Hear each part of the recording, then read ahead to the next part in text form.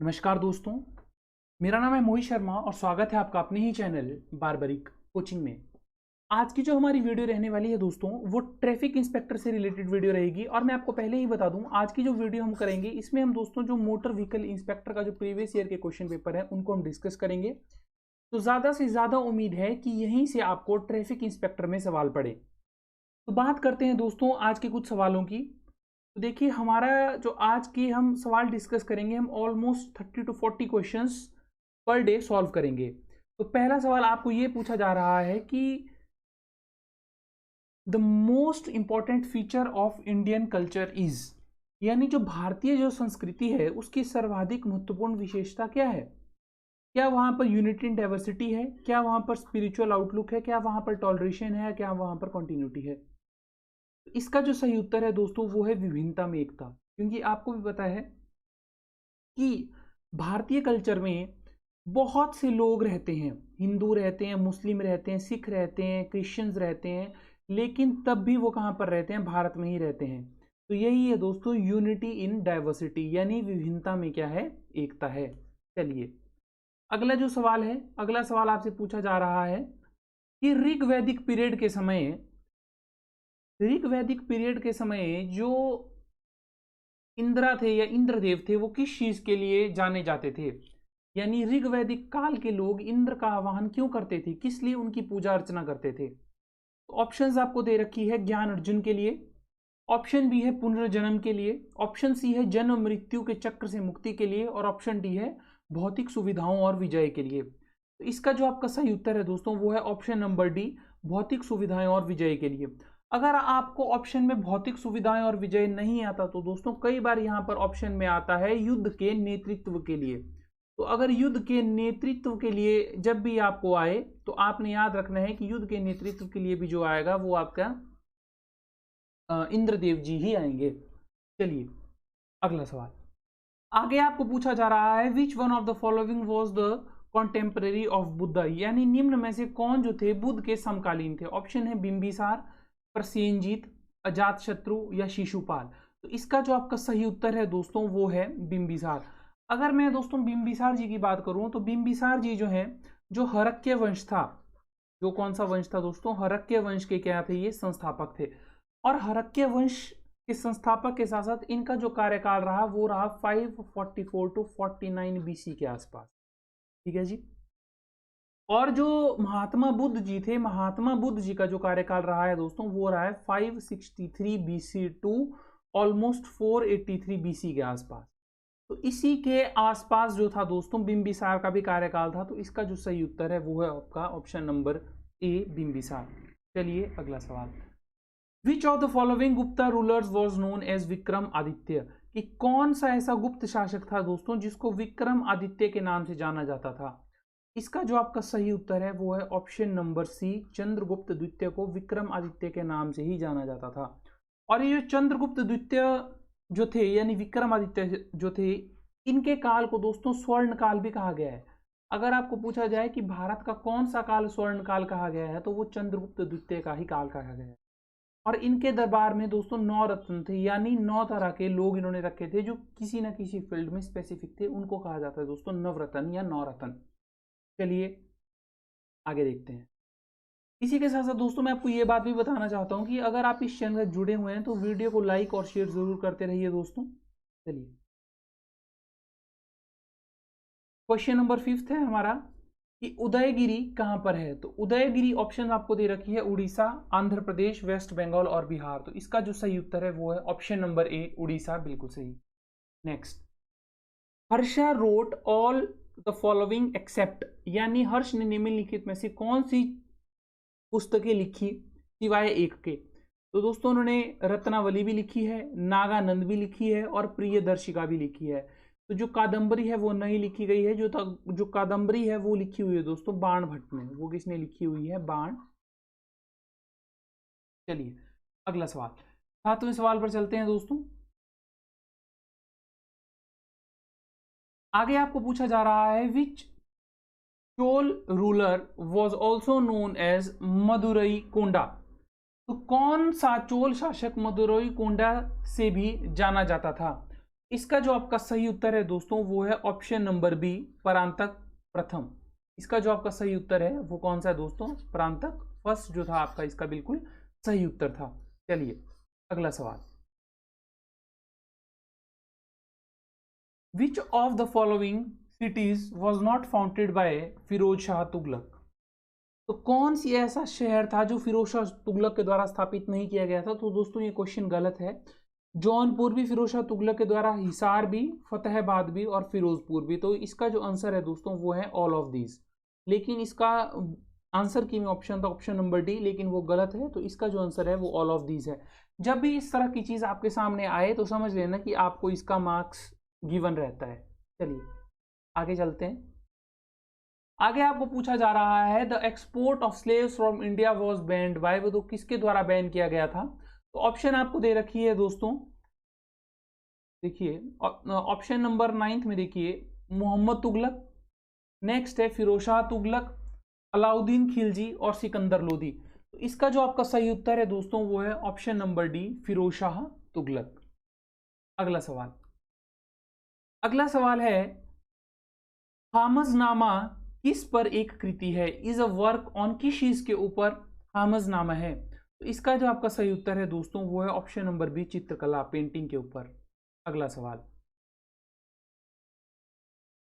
Which tax levied on Hindus was opposed by Shivaji, यानी हिंदुओं पर लगाए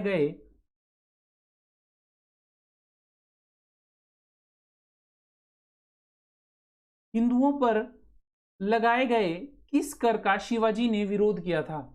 ऑप्शन है दोस्तों जजिया, चौथ, सरदेशमुखी या खराज। तो देखिए इसका जो सही उत्तर है वो जजिया है, और मैं आपको बता देता हूँ कि ये है क्या। देखो जजिया दोस्तों एक तरह का कर होता है। पहले जो था जजिया जो एक कर था ये ब्राह्मणों, हिंदुओं पर तो था, लेकिन हिंदुओं में ब्राह्मणों को जजिया कर नहीं लगाया जाता था। फिर एक शासक हुए, जिन शासक का नाम था दोस्तों Firoz Shah Tughlaq.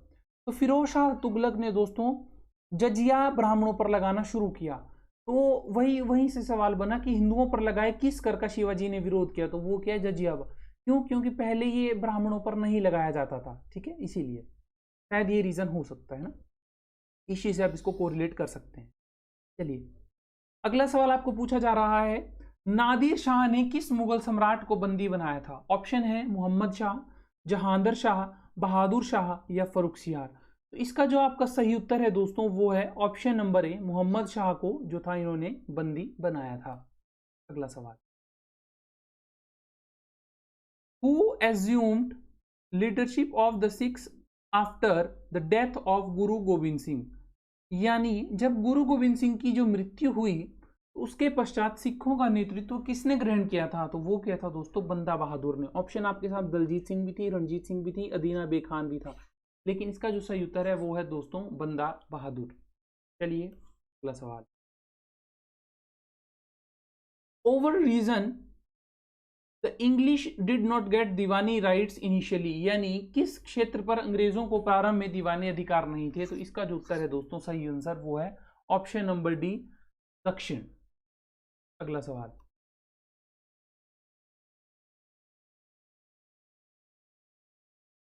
Under which governor general did the permanent settlement come into begin in Bengal, यानी किस गवर्नर जनरल के अधीन बंगाल में स्थायी बंदोबस्त अस्तित्व में आया।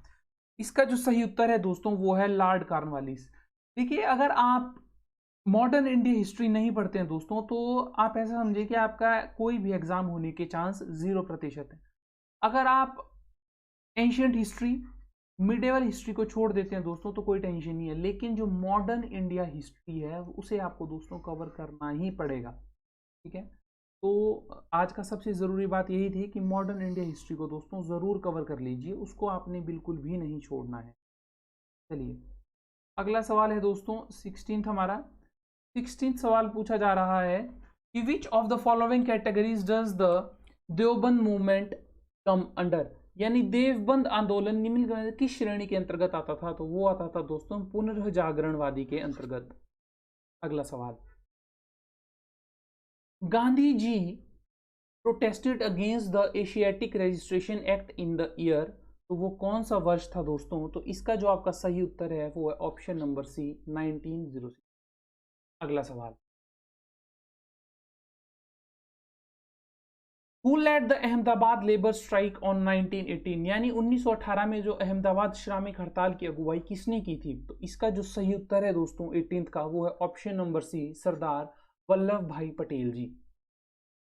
चलिए अगला सवाल, Who became the president of all India States People Conference in 1939, यानी 1939 में अखिल भारतीय राज्य संघ सम्मेलन के अध्यक्ष कौन बने? इसका जो आपका सही उत्तर है दोस्तों वो है option number D, Pandit Jawaharlal Nehru. अगला सवाल, क्रिप्स मिशन के संबंध में यह कथन किसने कहा था कि यह एक पोस्ट डेटेड चेक है? तो ये कहा था दोस्तों महात्मा गांधी जी ने।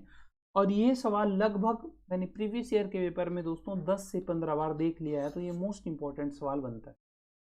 चलिए आगे देखते हैं।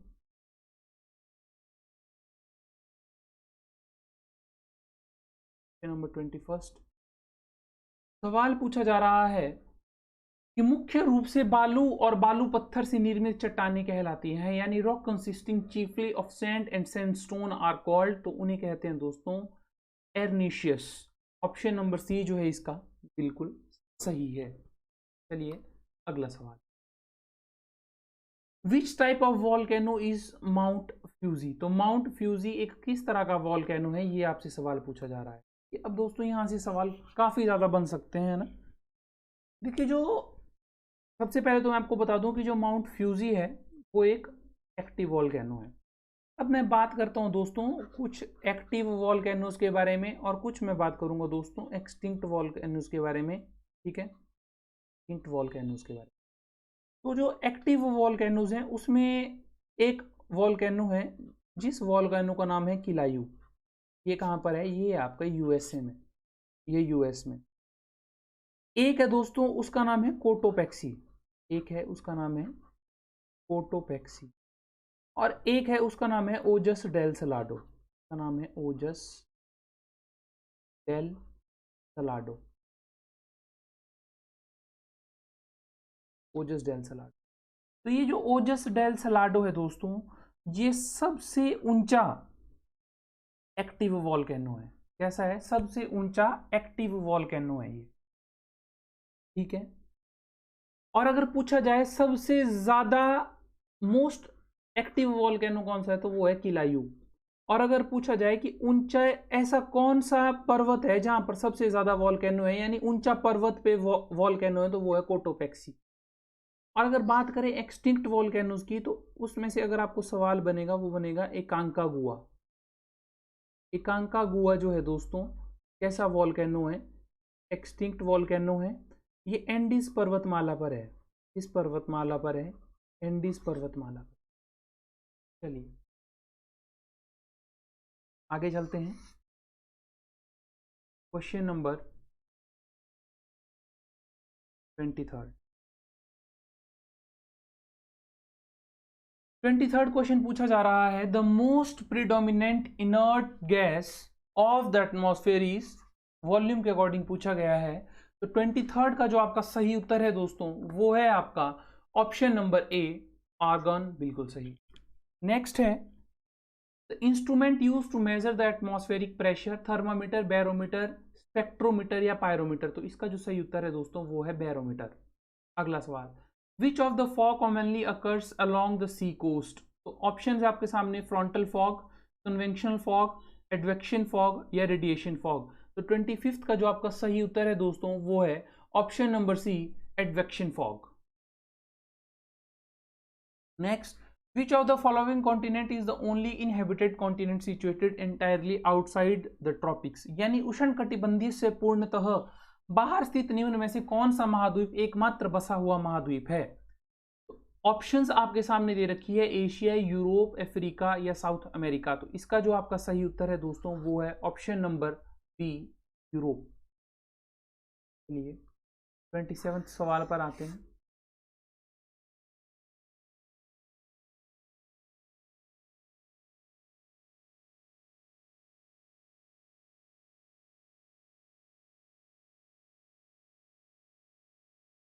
सवाल आपको है, the sun the moon and the earth are in position of opposition during the, तो ये सिचुएशन कब बनती है, तो ये सिचुएशन बनती है दोस्तों फुल मून के दौरान, जब आपकी पूर्णिमा होती है।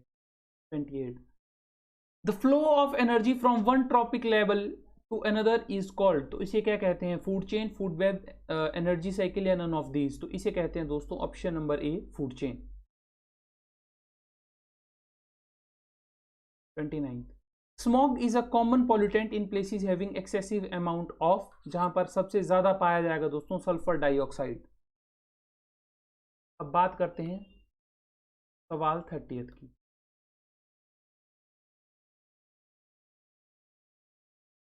तो सवाल है which of the following is the world's most extensive area of dense population, तो दिखती सी बात है कि डेंस पॉपुलेशन दोस्तों आपकी एशिया में ही होगी, और ऑप्शन यहाँ पे ईस्ट एशिया है, बिल्कुल सही उत्तर है पूर्व एशिया।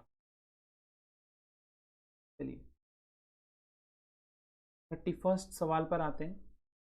सवाल है वॉन गोलू झील स्थित है, वो कहाँ पर स्थित है, ईरान में, टर्की में, इराक में या जॉर्डन में, तो 31 का जो आपका सही उत्तर है दोस्तों वो है टर्की में। नेक्स्ट आपको पूछा जा रहा है कि which of the following Indian physical features is considered as remnant of the Gondwana land, निम्न में से कौन सी भारतीय भौतिक विशेषता गोंडवाना लैंड की अवशेष मानी जाती है, उसका हिस्सा मानी जाती है, तो वो है दोस्तों दक्कन का पठार यानी दक्षिण का पठार, Deccan plateau. 33 Mount Abu is small hill block is separated from the Aravalli range, ध्यान से पढ़ना है कि जो माउंट आबू को जो अलग कर रही है वो कौन सी घाटी अलग कर रही है, तो वो कर रही है दोस्तों बनास वैली। 33 का है ऑप्शन नंबर डी बिल्कुल सही। जो माउंट आबू है इसका जो सबसे ऊंचा शिखर है उस शिखर का नाम है गुरु शिखर।